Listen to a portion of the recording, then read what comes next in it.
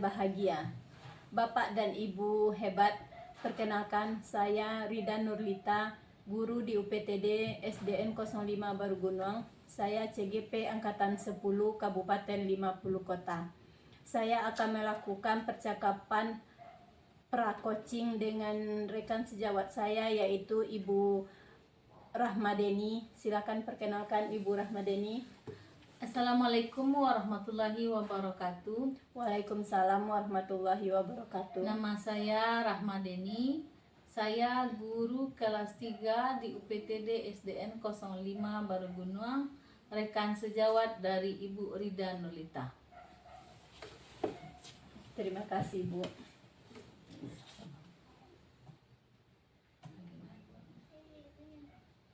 Terima kasih sebelumnya, Bu, atas waktunya. Bagaimana kabar Ibu Deni sekarang? Alhamdulillah sehat, Bu Rida. Ya, Bu Deni, di sini kita ngobrol-ngobrol di mana kita akan melakukan kegiatan supervisi. Tapi sebelum observasi, langkah pertama adalah pra-observasi. Pada kegiatan ini, selain saya ingin bertanya jawab sedikit, saya juga ingin mengetahui kesiapan Ibu dalam rangka kegiatan observasi nanti. Nah, dari Ibu Deni sendiri, apa yang ingin Ibu Deni harapkan dari percakapan kita nanti? Iya, saya berharap dari percakapan kita nanti saya bisa menemukan solusi terbaik untuk metode dan teknik dalam proses pembelajaran yang akan Ibu supervisi nanti, Ibu. Benar sekali, Ibu Deni. Saya berharap nanti bisa membantu Ibu Deni dalam rangka menggali potensi Ibu Deni dan murid-murid. Yang pertama saya tanyakan ini, Ibu Deni, apa tujuan pembelajaran yang akan Ibu Deni sampaikan pada kegiatan observasi nanti? Pada saat observasi nanti, saya akan menampilkan mata pelajaran pendidikan Pancasila. Untuk saat observasi nanti, tujuan pembelajaran saya, murid mampu menghargai identitas diri, teman, dan keluarga sesuai budaya, suku bangsa, bahasa, agama, dan kepercayaan. Kemudian, murid mampu mengidentifikasi lingkungan tempat tinggal sebagai bagian tidak terpisahkan dari wilayah Negara Kesatuan Republik Indonesia. Jadi ada dua tujuan pembelajaran yang akan Ibu kembangkan saat observasi nanti yang akan Ibu capai. Betul Bu Rida. Kemudian Bu Deni, bagaimana sih pembelajaran yang Ibu Deni laksanakan sebelumnya dan kira-kira pengembangan apa yang akan Ibu Deni lakukan? Jadi pada materi sebelumnya sebenarnya saya sudah melaksanakan pengajaran dengan penuh semangat dalam menjelaskan pelajaran. Saya pikir dengan suara atau vokal yang keras dan penuh semangat dalam menjelaskan dapat membantu siswa memahami pelajaran dengan baik. Namun ternyata masih banyak nilai murid saya yang di bawah kriteria. Seperti itu, Bu. Iya, jadi belum sesuai harapan ya, Bu Deni. Menurut Ibu Deni, kenapa banyak murid yang nilainya di bawah kriteria ketuntasan? Mungkin ya Bu ya, karena saya hanya menggunakan metode ceramah. Jadi pembelajarannya belum terpusat ke murid, sehingga murid kurang tertarik dengan pembelajaran dan hasil nilainya masih kurang baik. Mungkin perlu ditambah metode dan media yang lain agar membuat murid lebih mudah memahami pelajaran. Selain itu, masih ada lagi nggak, Bu? Kira-kira rencana apa yang akan Ibu Deni lakukan untuk mengatasi permasalahan tadi? Saya berpikir ingin menggunakan alat peraga atau media pembelajaran berupa PowerPoint, dan saya akan membuat anak aktif melalui alat peraga yang akan saya tampilkan nanti. Serta saya akan menerapkan pembelajaran yang berdiferensiasi agar anak yang audio visual dan kinestetik bisa terbantu dengan baik dalam memahami pelajaran. Jadi kalau yang saya tangkap tadi, kalau Ibu Deni akan mengembangkan pembelajaran yang berdiferensiasi dengan metode dan media yang bervariasi. Betul begitu, Bu? Betul sekali, Bu Rida. Jadi Bu Deni ingin mengakomodir semua kebutuhan murid ya Bu Deni. Mudah-mudahan Bu Rida. Nah Bu, dalam pengembangan rencana ini kapan dan adakah orang lain yang Ibu libatkan dalam hal ini? Saya akan langsung membuat perangkat pembelajaran dan medianya pada hari ini. Dalam hal ini saya berkolaborasi dengan teman-teman sejawat yang bisa membantu memberi ide nantinya, Bu. Dan juga bantuan dari Ibu tentunya nanti. Iya ya Bu. Bagaimana komitmen Ibu dengan pelaksanaan rencana yang sudah Ibu siapkan tadi? Saya akan melaksanakan rencana ini dengan sepenuh hati agar mendapat hasil sesuai harapan yang sudah saya impikan, di mana saya berharap murid saya menyenangi pembelajaran dan mudah memahami pembelajaran. Kemudian hasil akhir yang didapatkan mudah-mudahan sangat memuaskan. Amin, amin. Kemudian Ibu, supaya pembelajaran kita berkembang, tentu kita perlu refleksi diri ya Bu. Kira-kira apa yang Ibu Deni lakukan untuk hal ini? Saya sangat bersyukur dengan adanya supervisi ini, Bu. Jadi saya bisa merefleksi diri. Kira-kira di mana kelebihan dan kekurangan saya. Jadi bisa jadi bahan pertimbangan untuk pembelajaran selanjutnya, Bu. Betul Bu. Sebenarnya supervisi membantu kita untuk kemajuan yang akan datang ya Bu, sehingga pembelajaran yang terpusat pada murid dapat terwujud. Betul sekali, Bu Rida. Kapan bagusnya kita laksanakan observasi ini Bu? Untuk pembelajaran pendidikan Pancasila, jadwalnya pada hari Rabu. Bagaimana Ibu? Untuk hari Rabu saya ada waktu Bu. Kita lanjutkan nanti hari Rabu saja. Alhamdulillah saya sangat lega Bu. Saya benar-benar mengucapkan terima kasih kepada Bu Rida, yang mana dari beberapa ibu sudah meluangkan waktu mendengar keluh kesah saya, dan mudah-mudahan apa yang saya inginkan dan saya lakukan bisa bermanfaat dan bisa menjadi perubahan di kelas saya nantinya. Sama-sama Bu Deni, saya juga mengucapkan terima kasih atas waktu Ibu Deni. Assalamualaikum warahmatullahi wabarakatuh.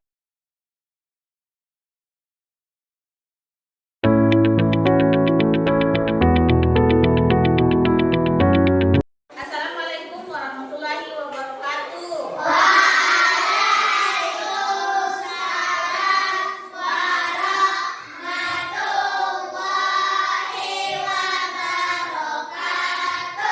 Selamat pagi. Pagi.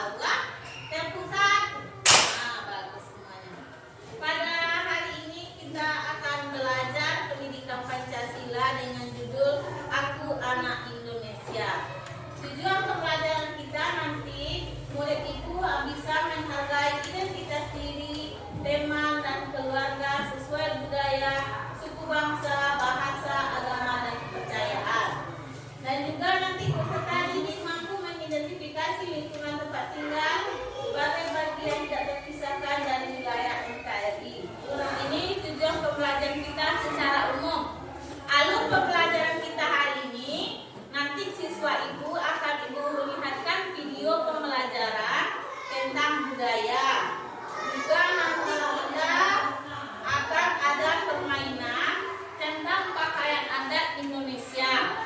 Kemudian nanti kita membaca buku dan mengerjakan lembar kegiatan. Itulah alur pembelajaran kita pada hari ini. Jadi nanti Ibu akan menilai tentang sikap anak Ibu di kelas, duduknya, dan juga pengetahuannya, dan juga keterampilannya nanti berdiskusi dalam permainan. Ada mengerti? Ada paham? Paham. Kita lanjut dulu. Kita pembelajaran kita ini sebelumnya kita sudah belajar tentang identifikasi, tentang namanya siapa, tempat tinggal di mana, ibunya siapa. Alhamdulillah di kelas kita masih dalam satu nagari, jadi kita tidak punya teman yang berbeda suku. Kalau di sekolah-sekolah lain, satu kelas mungkin ada sukunya berbeda, ada orang Jawa, ada orang Batak, ada orang Sunda. Jadi karena kita mempunyai perbedaan-perbedaan, kita harus saling menghormati dan saling menghargai. Itu pembelajaran kita terdahulu. Sekarang seperti apa perbedaan di antara orang-orang tersebut? Kita lihat dulu. Sebelum kita melangkah tentang perbedaan, kita lihat dulu. Ini adalah peta Indonesia. Peta itu adalah bentuk kecil dari bentuk dari sebenarnya. Jadi dia besar, dikecilkan dan digambarkan seperti ini jadinya. Ini adalah peta Indonesia. Peta Indonesia ini ada 5 buah pulau yang besar di Indonesia. Siapa yang tahu namanya 5 buah pulau besar di Indonesia? Ayo orang. Sumatera, Jawa, Kalimantan, iya. Ayo orang, silakan orang tunjuk yang mana dia yang Sumatera. Ayo sampai sana. Itu namanya? Lanjut. Iya, lanjut. Bagus. Iya.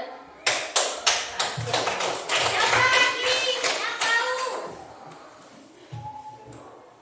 tentang pulau-pulau yang ada di Indonesia? Indonesia itu punya banyak beribu-ribu pulau. Ini banyak sekali pulau di sini. Tapi yang besar-besarnya ada 5. Bagus sekali Ara. Ini namanya Pulau Sumatera. Ini namanya Pulau Jawa, Kalimantan, Sulawesi, dan Papua. Kita orang Sumatera Barat, kita berada di Pulau Sumatera. Berarti kita ada di sini sekarang, di Pulau Sumatera. Sumatera Barat. Ya, masih ada yang mau ke depan? Nggak ada lagi. Kita lanjut. Di setiap pulau-pulau itu ada suku-suku. Kita adalah orang suku, kita orang Minangkabau. Nah, setiap suku ada di sini provinsi. Setiap provinsi mempunyai pakaian adat dan rumah adat yang berbeda-beda. Ini ada di sini orang Aceh, ada Sumatera Utara, ada Sumatera Barat. Ini modelnya, letak-letaknya nanti ini yang akan kita lanjutkan nanti tentang pakaian-pakaian adat yang ada di Indonesia yang harus kita hormati. Enggak kalau Queen. Lanjut, untuk lebih lengkapnya kita dengarkan video tentang budaya yang disampaikan oleh Ibu Resi Dewi.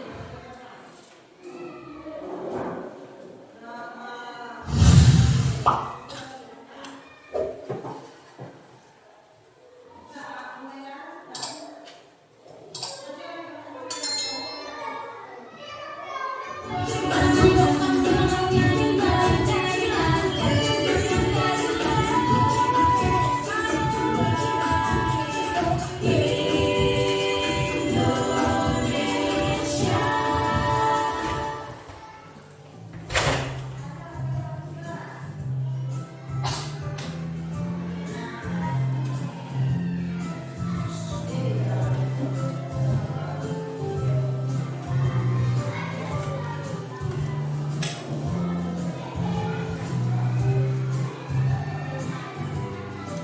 Oke anak-anak, yang akan kita pelajari antara lain, yang pertama keragaman budaya di Indonesia, yang kedua Bhinneka Tunggal Ika, dan yang ketiga peran Pancasila dalam menjaga keragaman.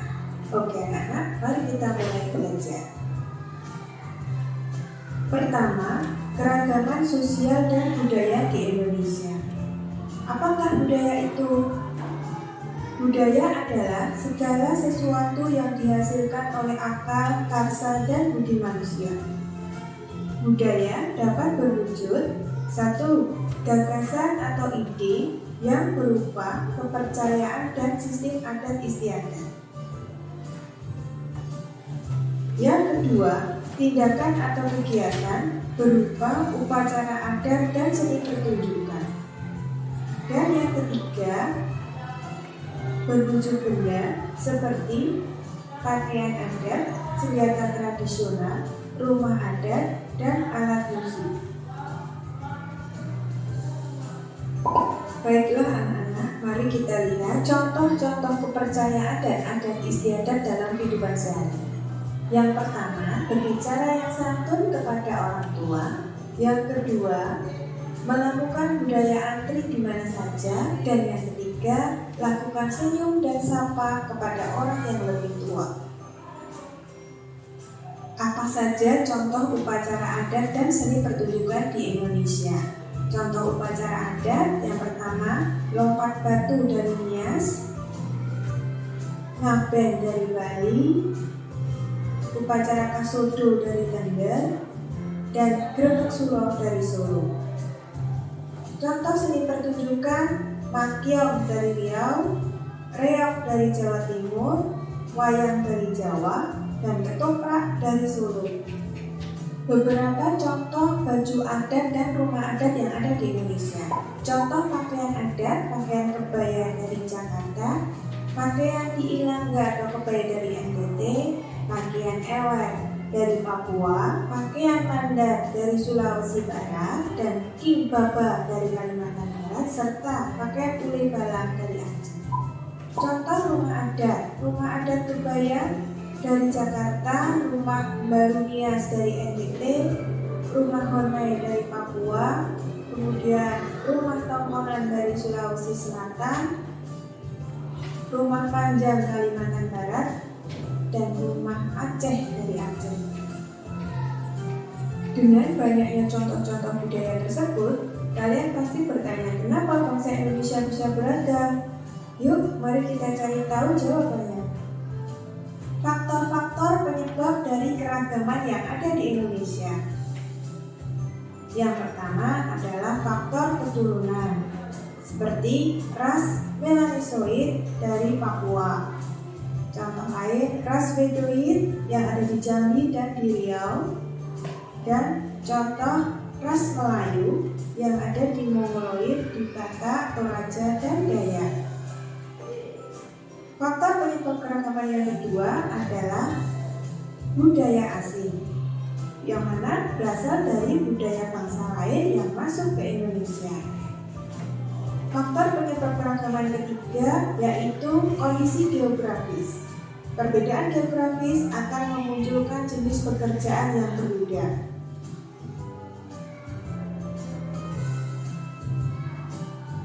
Apa yang membedakan antara suku satu dengan suku lainnya? Yang pertama, bahasa daerah.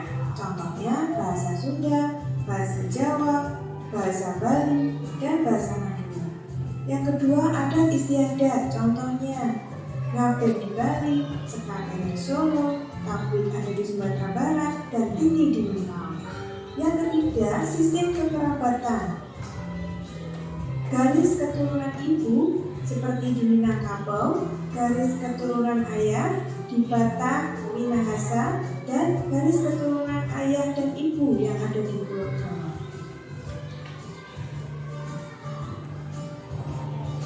Mari kita lestarikan budaya nasional dengan cara berikut ini. Yang pertama, pengenalan budaya nasional ke masyarakat. Yang kedua, melakukan pemeliharaan benda-benda sejarah senantiasa kita galakkan. Yang ketiga, pengembangan budaya daerah dan nasional melalui pendidikan. Yang keempat, menghormati budaya sendiri dan budaya lain.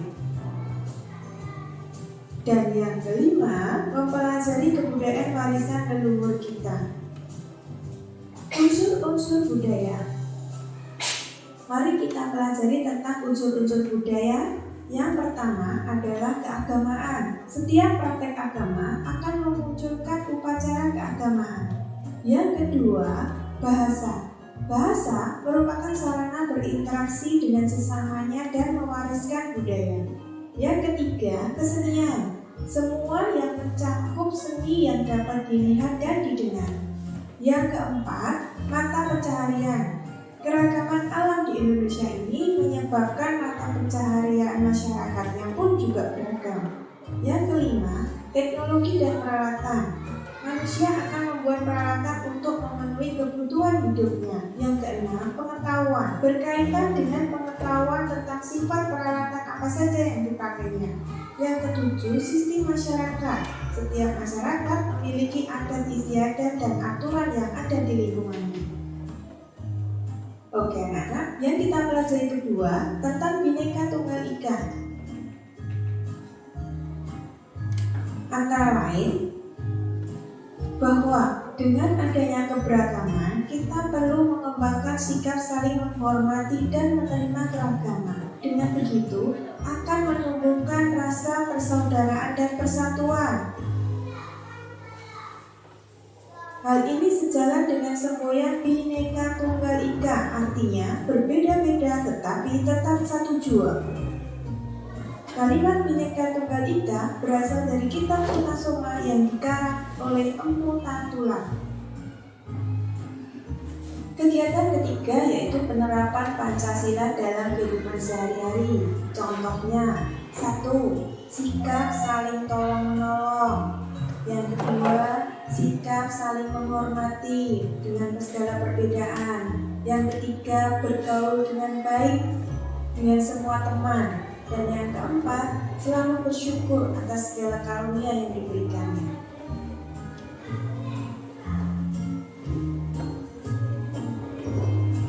Mari kita terapkan nilai-nilai Pancasila di lingkungan sekolah dengan cara berikut ini. Contoh pertama, Ika dan Tias saling menghargai pendapat saat belajar di kelas. Faris dan Dewi mengajak teman-teman bermain saat istirahat tanpa perbedaan. 3. Dewi, Tias, dan teman-temannya berdoa sesuai agama sebelum mulai belajar. Contoh keempat, sikap murid-murid tertib dan hikmat saat mengikuti upacara di sekolah. Mari kita refleksi dari pembelajaran yang telah kita pelajari. Yang pertama, ayo kalian identifikasi sikap apa saja yang sudah kalian lakukan yang sesuai dengan nilai-nilai Pancasila. Yang kedua, identifikasi pula sikap keseharian kalian dalam menjaga Bhinneka Tunggal Ika. Dan yang ketiga, apa saja yang sudah kalian lakukan dalam melestarikan budaya Indonesia. Sekian, terima kasih, selamat belajar.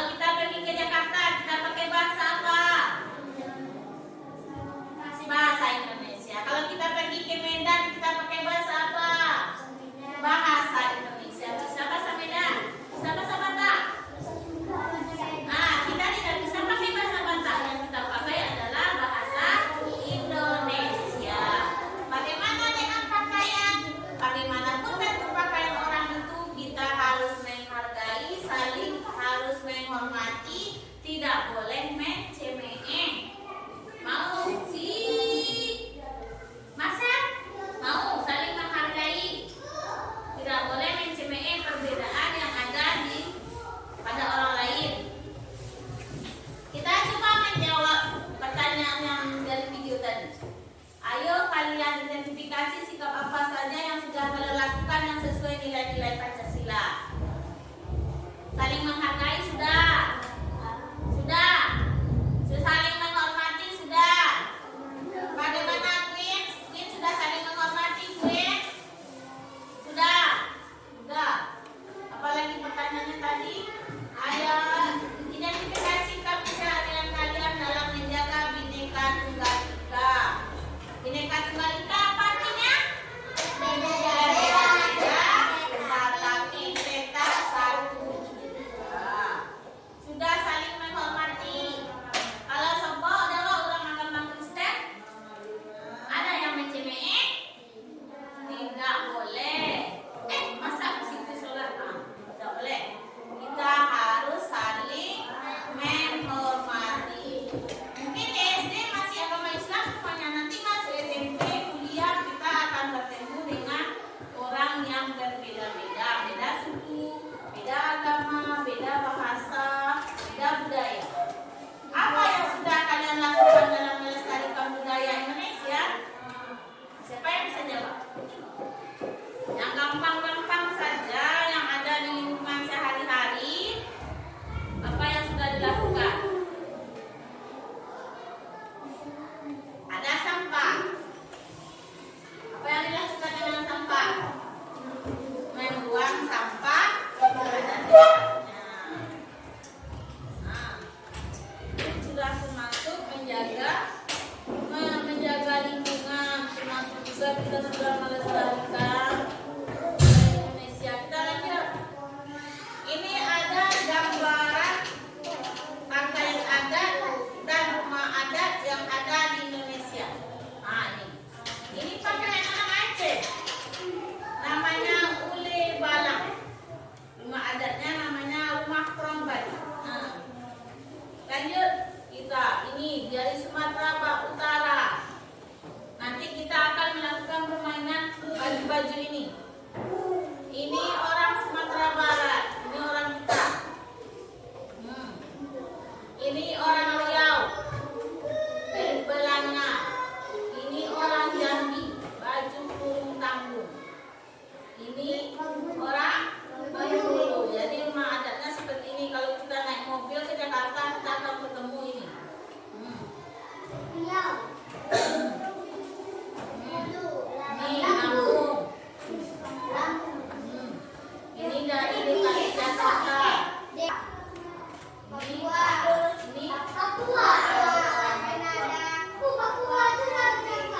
Ya, sekarang kita lanjutkan dengan permainan pakaian adat. Itu ada di sini gambar boneka seperti ini. Nanti ditempel ke sini. Ya. Ada di sini sepasang. Ini namanya, tempelan yang di bawah ini untuk namanya. Nanti ada bajunya, ini namanya, ini gambar bajunya di sini. Ini namanya.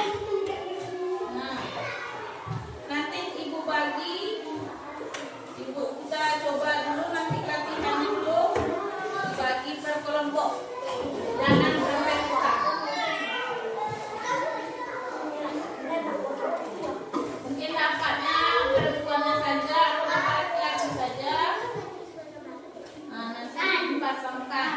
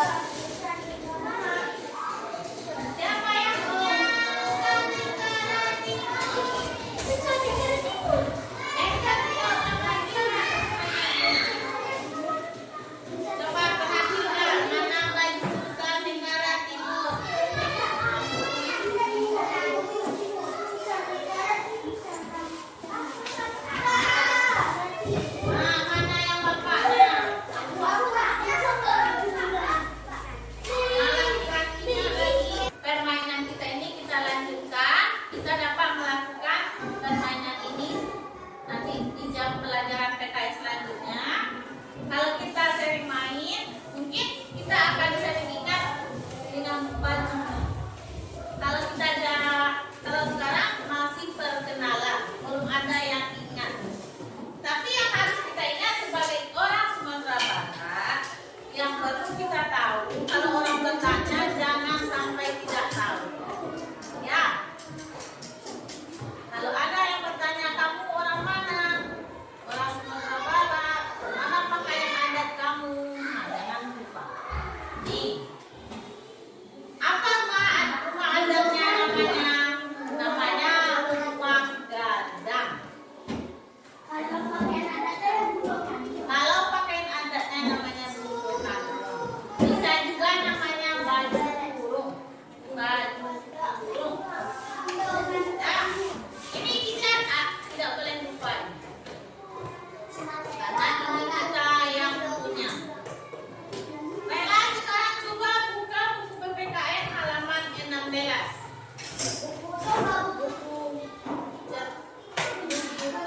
Buku cetak halaman 16. Mulai baca dari sudah ketemu berbeda itu indah. Halaman 16. Berbeda itu indah. Mulai dari Fatih yang membaca. Keraskan suaranya. 16. Fatih. Perayaan Hari Ulang Tahun Republik Indonesia 17 Agustus sudah dekat. Ibu guru mengumumkan bahwa akan diadakan perlombaan antar kelas. Macam-macam perlombaan seperti panjat pinang, tarik tambang, makan kerupuk, kelereng, memasukkan pensil bakia, balap karung. Namun tahun ini ada kegiatan baru, yaitu perlombaan peragaan pakaian adat dari daerah asalnya. Tujuannya mengenalkan karakteristik keindahan budaya selain itu.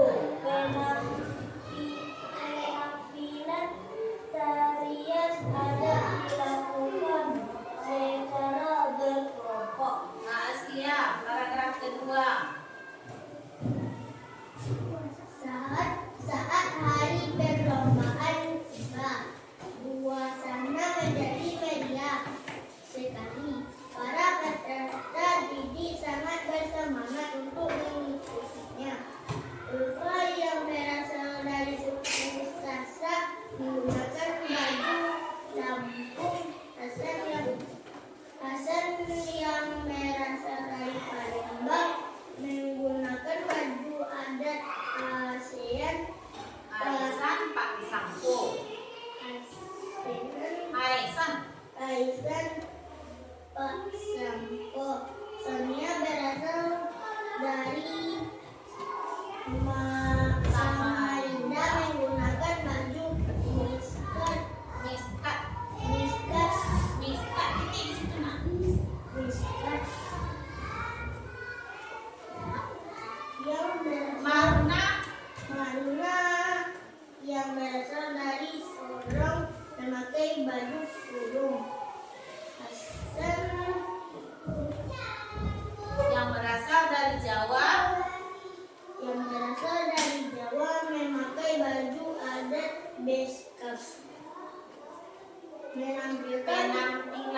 Penampilan Ulfa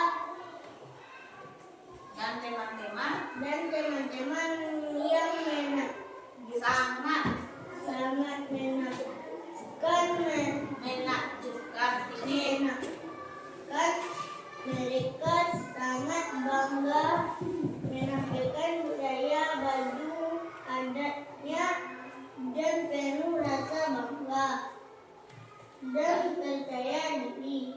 Ini Ulfa dan teman-teman menjadi tahu bahwa Indonesia sangat kaya akan budaya. Nah, Ara. Tarian yang ditampilkan secara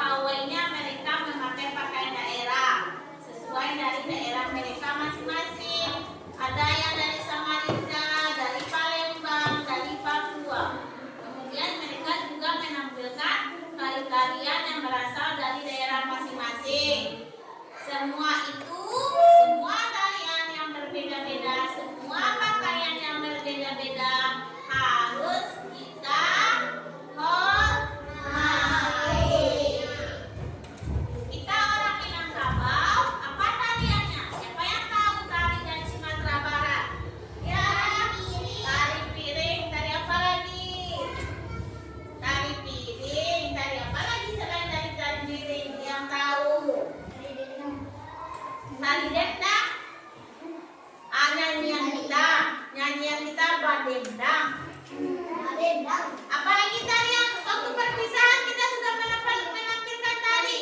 Tari indang, tari panen. Itu berasal dari Sumatera Barat. Tari kita itu. Ada lagi, mungkin anak ibu belum ada yang lihat. Ada orang bermain saluang. Dari satu. Bukan tari saluang. Orang menyanyi diiringi oleh alat musik namanya saluang. Belum ada yang lihat? Oh, ulang. Ada. Ada namanya juga lagi orang barandai.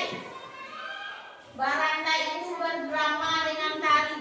Dia bermain drama tapi memakai tari. Pernah lihat? Belum? Pernah belum? Belum. Belum. Belum. Belum. Belum. Nanti akan ada orang barandai di Kampung Sarugo. Siapa yang mau lihat boleh ke sana bawa orang tuanya. Di Sungai Dado. Kampung Sarugo. Tak orang barandai.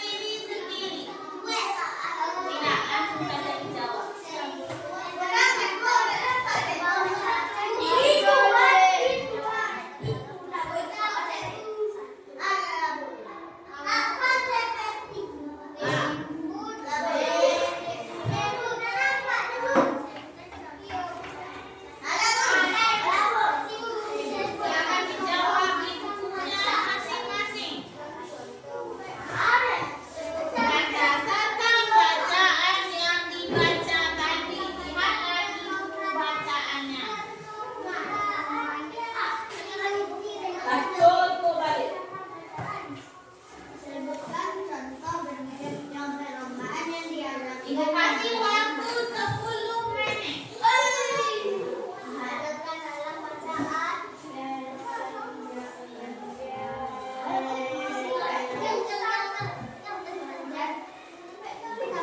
Iya nak, jawab saja langsung.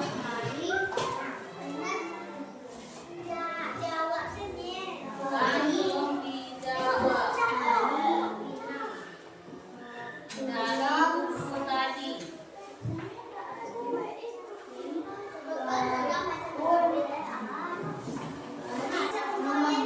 Iya, Bapak semua yang negara kita.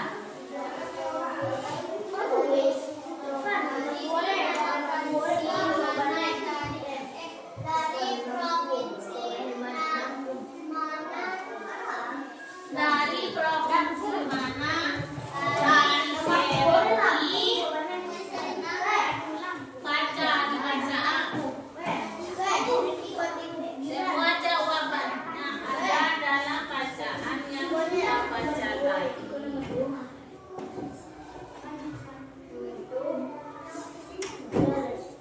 Apa arti dari provinsi mana? Dari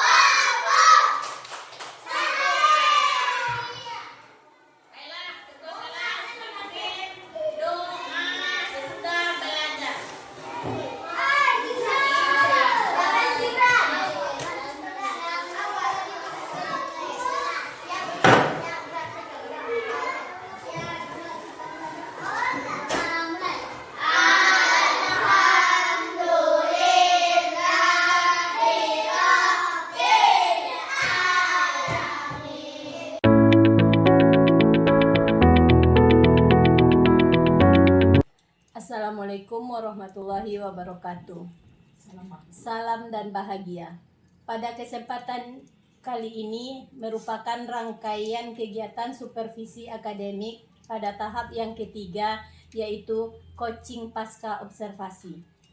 Selamat siang Ibu. Selamat siang Ibu Rida. Terima kasih Bu Deni sudah mengizinkan untuk melihat proses pembelajaran yang Ibu lakukan di kelas 3 kemarin. Iya Bu, makasih juga Bu. Pada tahap ini adalah tahap coaching pasca observasi dengan tujuan adalah kita semua saling merefleksi kira-kira apa kendala dan hal-hal positif yang sudah Ibu Deni lakukan dalam proses pembelajaran kemarin. Kemudian kalau ada kendala, kira-kira tindak lanjut apa yang akan Ibu Deni lakukan. Sebelumnya saya mau bertanya nih Bu, bagaimana sih perasaan Ibu setelah melakukan pembelajaran yang saya observasi waktu itu Bu? Saya senang Bu Rida, saya lega, beban di kepala saya sudah berkurang. Proses pembelajaran yang saya laksanakan berjalan sesuai dengan apa yang telah saya rancang. Namun kegrogian saya ini Bu, yang nggak bisa saya lupakan Bu, karena saya dilihat dan diperhatikan oleh Ibu Rida. Kemudian Bu Rida juga mengamati saya, jadi grogi saya meluap Bu Rida. Tidak usah grogi Bu, kita kan rekan sejawat. Menurut Ibu nih, walaupun saya sudah melihat proses pembelajaran Ibu yang Ibu lakukan di kelas, menurut Ibu Deni, pembelajaran tersebut sesuai atau tidak Bu dengan rencana atau tahapan pada pembelajaran berdiferensiasi yang Ibu rancang? Jadi menurut saya pembelajaran yang saya lakukan sudah sesuai dengan yang sudah saya rancang Bida. Mulai dari pembukaannya, intinya, kemudian juga penutupnya.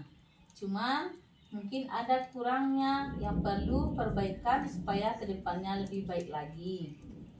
Menurut Ibu Deni, adakah kendala yang Ibu rasakan pada saat pembelajaran waktu di kelas itu Bu?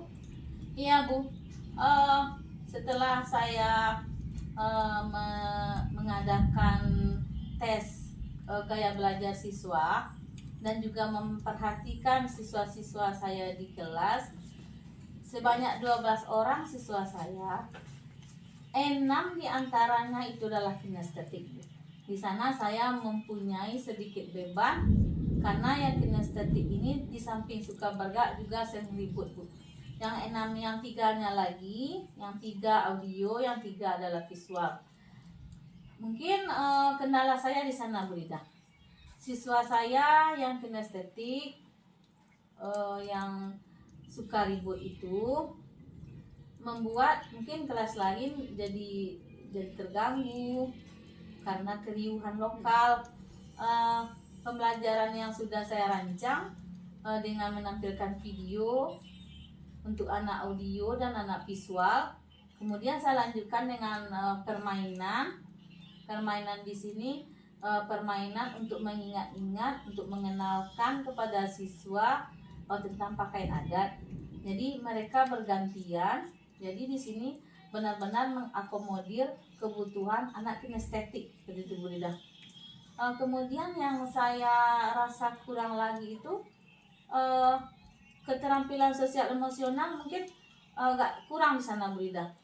Saya mungkin karena dikejar waktu juga, kemudian juga banyaknya materi lagi gitu. Jadi saya untuk kecerdasan emosional itu mungkin perlu ditambah lagi untuk kemudiannya seperti itu Rida.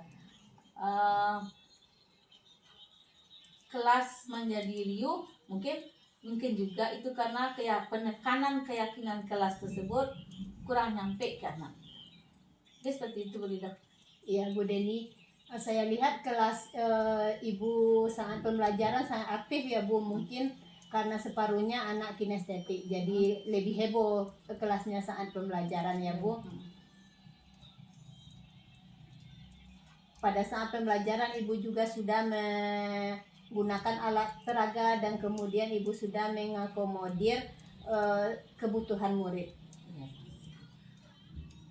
Jadi rencana Ibu Deni bagaimana perbaikan dan pengembangan yang akan Ibu lakukan untuk selanjutnya? Untuk selanjutnya Bu, saya itu untuk kecerdasan emosional saya akan lebih menekankan lagi, terutama keyakinan kelas ini akan lebih kuatkan lagi. Mungkin di awal pembelajaran saya menyampaikan keyakinan kelas, mungkin untuk di tengahnya mungkin saya ulang kembali untuk lebih menekankan supaya lebih disiplin, untuk meningkatkan disiplin positif di dalam kelas tersebut. Dengan begitu mungkin akan mengurangi riuh tadi Bu. Pengelolaan kelas itu mungkin akan lebih terjangkau, mungkin kelas lebih damai mungkin kelihatannya gitu. Iya Bu. Nah, kapan rencana ini akan Ibu laksanakan Bu? Insya Allah besok Bu Ida. Insya Allah besok akan saya cobakan, seperti yang telah saya janjikan tadi Bu Ida, akan saya coba. Berkaitan dengan rencana kedepannya tadi, adakah orang lain yang Ibu libatkan dalam hal ini? Mungkin untuk hal ini saya melibatkan Ibu Rida juga, misalnya kepala sekolah, mungkin guru-guru yang lain juga. Masalahnya kelas saya ini kan kebanyakan kelas yang kinestetiknya, mungkin saya butuh saran-saran dari dewan guru yang lainnya. Berkaitan dengan rencana Ibu tadi, bagaimana komitmen atau bentuk tanggung jawab Ibu untuk pelaksanaan rencana tadi Bu? Saya berkomitmen dan bertanggung jawab untuk kelas ini Bu. Saya mau anak-anak di kelas ini tidak mengganggu proses belajar kelas yang lainnya, dengan pembelajaran yang lebih menarik lagi, dengan bisa mengakomodir semua kebutuhan siswa. Seperti itu mungkin Bu Rida. Berarti Ibu konsisten dengan tanggung jawab Ibu. Insyaallah Bu Rida. Menurut Ibu bagaimana kalau menurut Ibu bagaimana tanggapan Ibu Deni dengan kegiatan supervisi ini Bu? Dengan kegiatan supervisi ini saya bagus sekali menurut saya Bu, karena di sini saya bisa dilihat, bisa diamati, dan nanti akan menerima seperti hal yang sekarang Bu, masukan-masukan, saran-saran yang baru yang bisa membangun saya lebih baik lagi untuk kedepannya. Jadi Bu Deni, pada supervisi ini kita adalah mitra yang menguatkan hal-hal positif sehingga menggali potensi diri kita dalam menyelesaikan permasalahan yang ditemukan dalam pembelajaran ya Bu Deni. Iya Bu Rida. Mudah-mudahan kedepannya kita semua konsisten agar pembelajaran semua berpihak kepada murid. Demikian tadi coaching pasca observasi yang saya lakukan dengan rekan sejawat saya yaitu Ibu Rahma Deni. Assalamualaikum warahmatullahi wabarakatuh.